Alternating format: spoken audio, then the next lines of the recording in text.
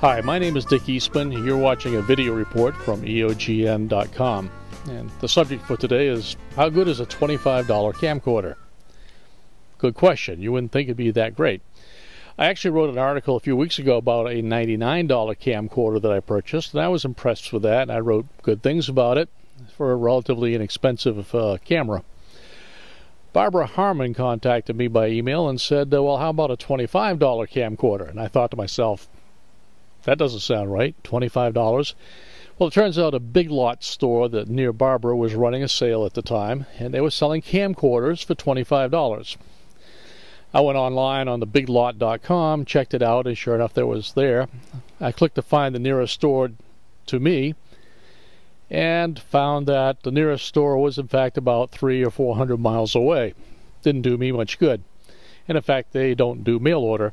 However, Barbara very kindly volunteered to run down to her nearest Big Lots store, purchase one. She put it in a box and mailed it to me.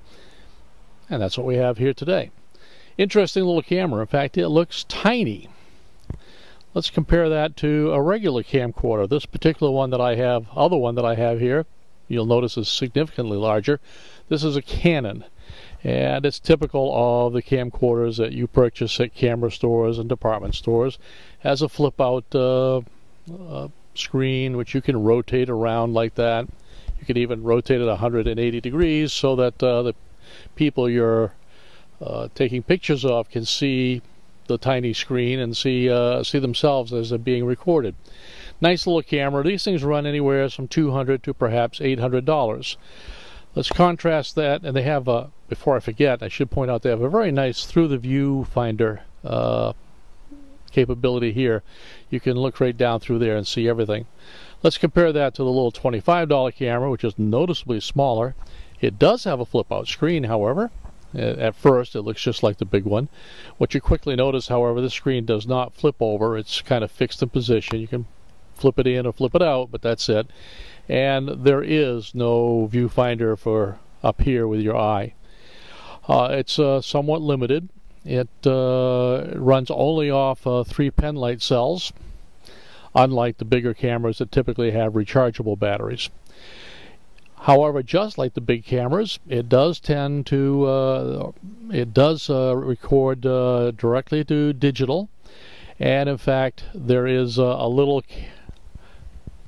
memory card, a secure digital card in here, if I can get it out. It looks like this. And this is just the same as the big video cameras nowadays. This card did not come with the camera. I had to pay extra for it. And they're available anywhere from 1 gigabyte to about 16 gigabyte. This particular one I have here is 4 gigabytes. It'll hold several hours of video. Very typical. Costs about $15 or $20. I think the 16 gigabyte ones get up in the range of about $40, but you don't need that. $10 or $20 is plenty for most people. You can copy your video from the camera in one of two ways. Either you can plug a cable into the camera, and the cable is included. You can copy that video across a cable. You plug the other end into the USB connector on your Windows or Macintosh computer and just copy it as you would from any thumb drive, jump drive, whatever. The other way is you simply take this little memory card out of the camera, and with many of today's computers have slots in them for secure digital cards. You just simply plug this card into the side of the computer and copy it directly. And that method, in fact, is much faster because the file transfer times across a direct connection is much faster than going through a USB cable. And in fact, that's the method I normally use. I just take this card out of the camera and plug it into the side of my computer and copy directly. In both cases, though, both of those methods are available both on the expensive cameras and on this little $25 camera that I have today. So how good is this little $25 camera? Let's take a look. I'm not using it at the moment, obviously, because I'm recording the video right now with a more expensive camcorder. I'm going to shut off the camcorder I'm using, and I'm going to switch to this little $25 camera. I'm going to warn you in advance about 3 or 4 things, however, I want you to be looking for.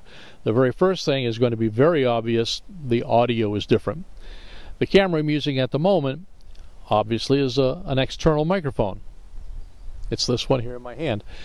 And external microphones always work better than internal microphones on any camcorder. Unfortunately, the little $25 camera does not have provision for external microphone. It only uses the internal microphone. There's not even a connector on it any place to plug in an external microphone. The next thing you're going to notice is that the video is a little bit fuzzy. It's not as sharp and clear. The leaves on the tree behind me are probably going to be a little fuzzy compared to what you're seeing right now. Next, it's not as good at handling bright sunlight like we're in right now. And in fact, this blue shirt that I'm wearing probably is going to look kind of white or washed out or have white blotches. And finally, you'll notice this inexpensive camera doesn't have zoom lens, and it does not have autofocus. You can't zoom in or out at all, and the focus is only this little switch on the top. You can set it to do close-up, or you can set it for distant shots, but it will not change automatically in the middle of a videotape session like the more expensive camera will. With the more expensive cameras, I can look at something very close up, then move it over here to look at a landscape, and the camera will automatically change focus even in the middle of a recording. This inexpensive camera is not capable of doing that. So let's take a look at some video recorded by the inexpensive camcorder. Okay, we're back, and now you're watching video that's being recorded by the inexpensive $25 camcorder. The very first thing you're going to notice is the difference in audio. It's radically different. Again, the inexpensive camera is limited to using the internal microphone. It's about 6 feet from me, and it's going to pick up background noises. You're going to hear airplanes flying overhead, perhaps automobiles or motorcycles driving up the street. I noticed when I was using this camera earlier, it's quite sensitive to picking up background noise. The next thing I think you're going to notice is the quality of the video. If you look a little bit closely, you're going to notice it's not as good video. For instance, this blue shirt probably doesn't look quite as blue as it did on the other camera. It may look a little bit white. We're in some bright sunshine here. I'm on a beautiful New England day. Lots of blue sky with patchy white clouds. A little bit too much light for the video sensor on this inexpensive camera. Probably doesn't have a good white balance. The other thing you may notice is the leaves behind me, right here. You may see a little bit of motion, but they're probably a little bit fuzzy. They're not quite as sharp and distinct as they were on the other camera. And while I can't demonstrate it to you easily at the moment, this inexpensive camera is not good at anything that's high motion. Anything that's in movement, it has a hard time keeping up with it, as well as anything that's in dim light. Taking video in the evening or indoors is going to be a challenge with the inexpensive camera, whereas the more expensive ones like this, it should work quite well.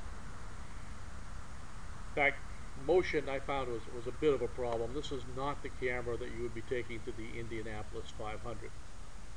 Now I also want to demonstrate the problem with the lack of autofocus, and for that I'm going to show you some videos that are taken close up and some that are far away, both with the settings set to close up or far away, but just to illustrate that the automatic autofocus is not there. Okay, here for instance is a shot of my backyard.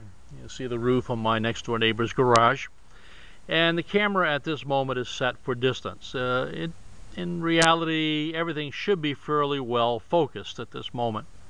You should be able to see the shrubbery, the trees, and perhaps the top of the garage. But if I bring some object, and you're going to notice also that the audio is better simply because I'm standing right next to the camera. I'm just slightly behind it.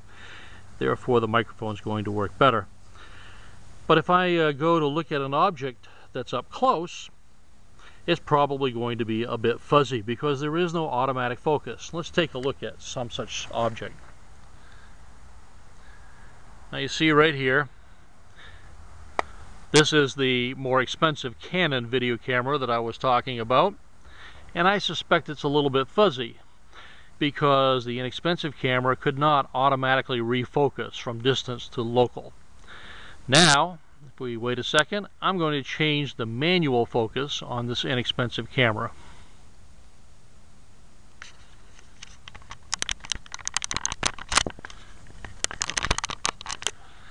Okay, I've now changed to manually by flipping the switch on the inexpensive camera to close-up. And I think you can see that it works much better on this video camera. It's pretty well in focus. You can see it rather well. But if I take it out of the scene and you go back to looking at the landscape, such as the shrubs, the trees, and the roof of my next door neighbor's garage, you'll notice it's rather fuzzy. Again, this focus can be set to either local or for landscape, but it's not going to automatically change for you like the more sophisticated camera. So the question is, how good is a $25 camera? Or even if it's not on sale, a $35 or $40 camcorder? I'd say it's probably good enough for many purposes. Certainly it's good enough in a high-risk situation when you're worried about perhaps damaging it. And it's certainly good enough for a gift to a child who may in fact drop it or something of that sort. I think it has some good uses. Would I buy one? Probably not. After all, I've already got better cameras. But for just a quick something you can carry with you, it's very small, very easy to carry. It may be good enough to meet your needs. Where do you find one? Well, Barbara Harmon purchased this one at Big Lots. You might check there. I don't know if they'll have any more in stock. I searched, found them online. Again, I looked for the Jazz Z40. I particularly recommend eBay. I found a number of them available there. So if you decide to go for it, good luck. And you might drop a comment at the end of this article on the newsletter to tell us how you made out, so that other people can benefit from your experience. Thanks for joining us today. My name is Dick Eastman. You're watching a video report from EOGN.com.